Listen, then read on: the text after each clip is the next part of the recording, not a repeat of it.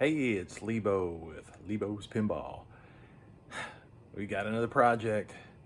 So my son and I have stumbled across a game that it's one that really we've wanted for kind of a long time, and a lot of the games that I have are ones that I just stumbled into from an auction usually, or just some kind of a deal. Well, here was another one that it was for sale in the classifieds, and I just happened to mention my son, and he was like, "Oh, come on, let's look at this." And from pictures and from what I could tell, what limited information I could tell from the seller, because he just wasn't much of a pinball person, um, could tell me a few things, but it looked like the game would be, decent.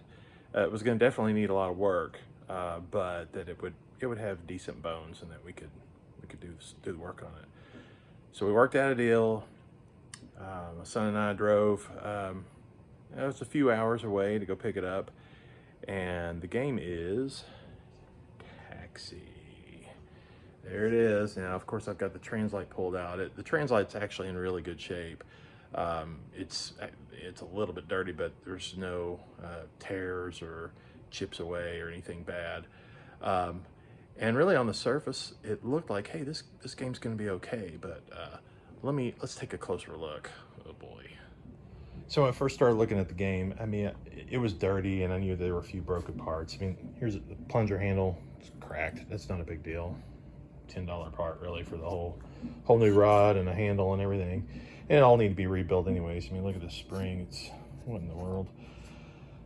So start looking at it a little bit closer, and of course there's no rubbers on the flippers, and the seller, again, great guy, didn't know much about pinball. Only thing he knew is that, hey, this is, the game powers up, it works, but it definitely needs new rubbers. Well, it's gonna need a little more than that. Yeah, it's gonna need new rubbers, and the whole game, all overall, it's really filthy. I've already tried to clean in a couple little spots, but just to give you an idea, look at the dirt that we got going on up here.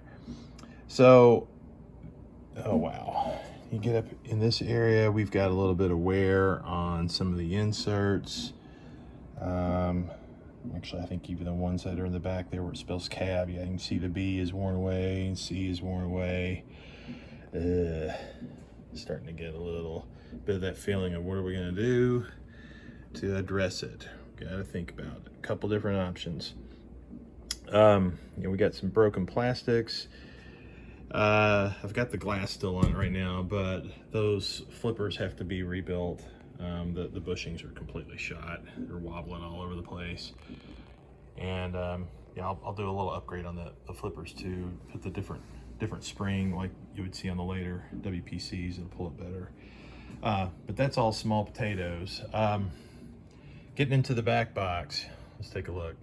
So I took a risk a little bit with this game. The owner, he couldn't get it open. The key that he had for here, it was turning, but it just would not turn the whole mechanism to actually open it all up, and he couldn't get the translite out.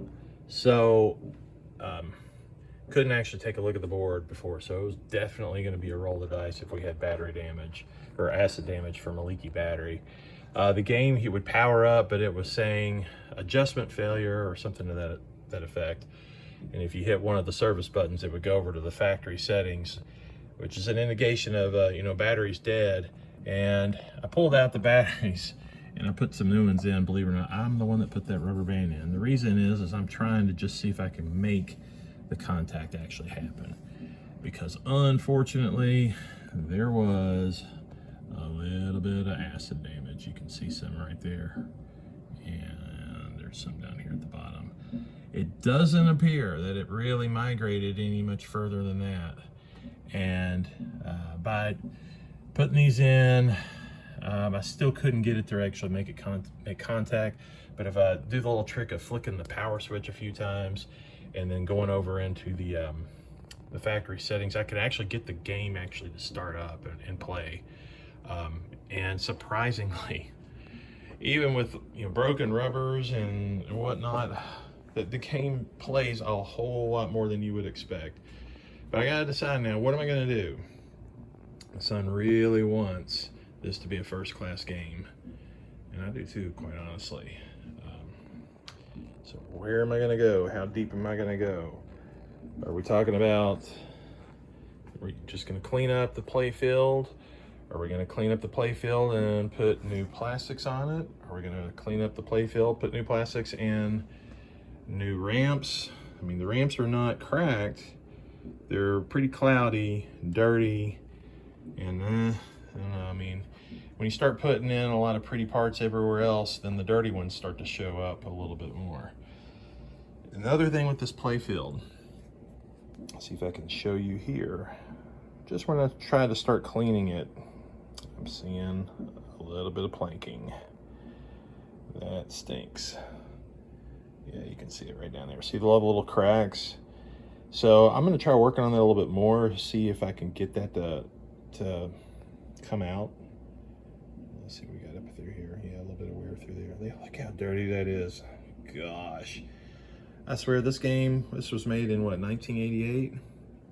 I bet the last time that it was cleaned was, well, probably never.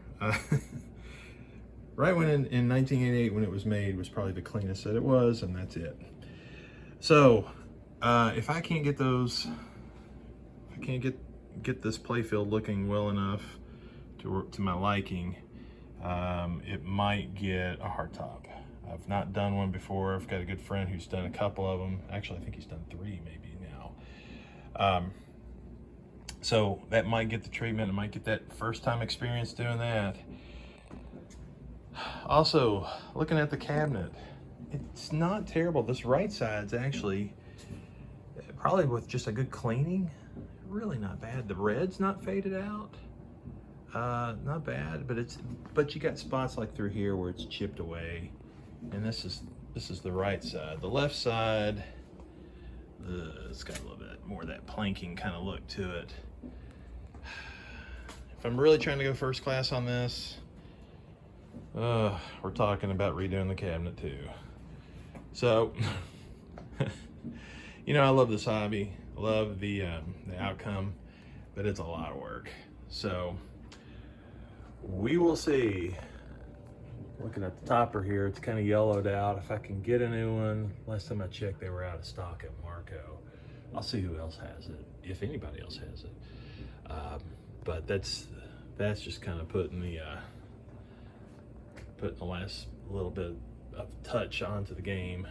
So we will see. I'm gonna try to say this. The scoreboard, it worked fine. I think maybe the displays were a little bit loose, but that shouldn't be an issue. Oh my gosh, yeah, take a look at this. So here's one of the GI connectors.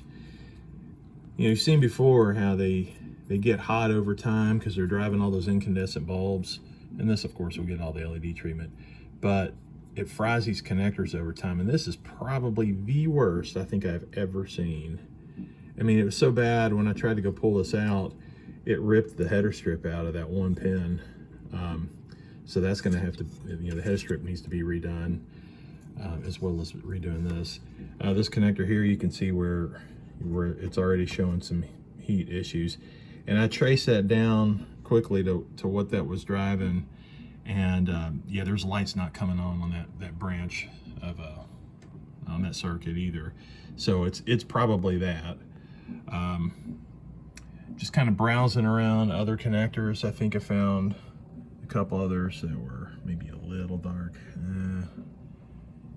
It seems like I saw something, but for the most part, this Backbox doesn't look too bad. It doesn't look dirty. I mean, of course, I'll replace the capacitors on this power supply just as a preventative thing.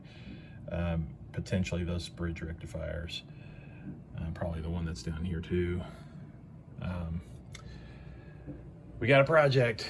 It's gonna be cool though. It may take a while. All right. Have a great day.